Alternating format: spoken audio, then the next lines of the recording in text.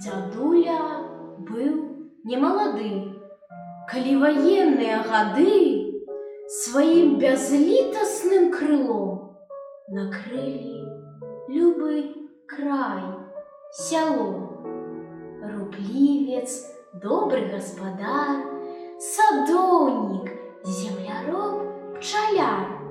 У хаце спачываў ён мала, заўсёды праца рук чакала. Сазвалі партызаны збор. Ды дзе ж падзеўся іх дазор? Магчыма, ставілі кагось, а ён паклаўся на вось. Дакладна я сцвярджаць не буду, але, відаць, у вёсцы жыў Іуда, што ворагам данёс пра сход. Загаласіў бы кожны род, бо трапным стаў бы всякі стрэл, накіраваны гушчу цэл.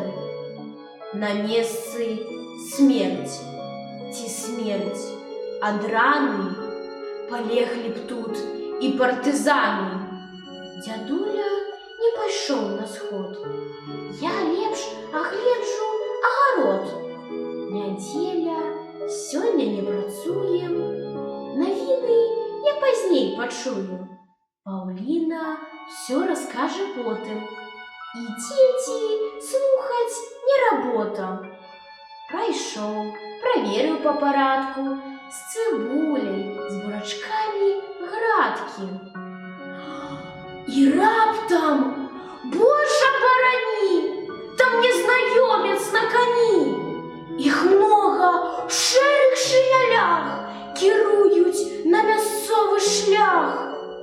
Ляцеў маланкай да паселі, на жонку закрычаў: «Застрэляць!»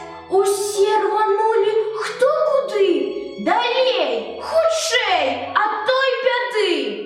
Цяпер стаяць, чакаць прысуд, у Господа маліць пра цуд. Як сэрца б'е балюча ў грудзі, застылі на дарозе людзі. Адчай на тварах чорным ценем, мацуецца душа маленнем.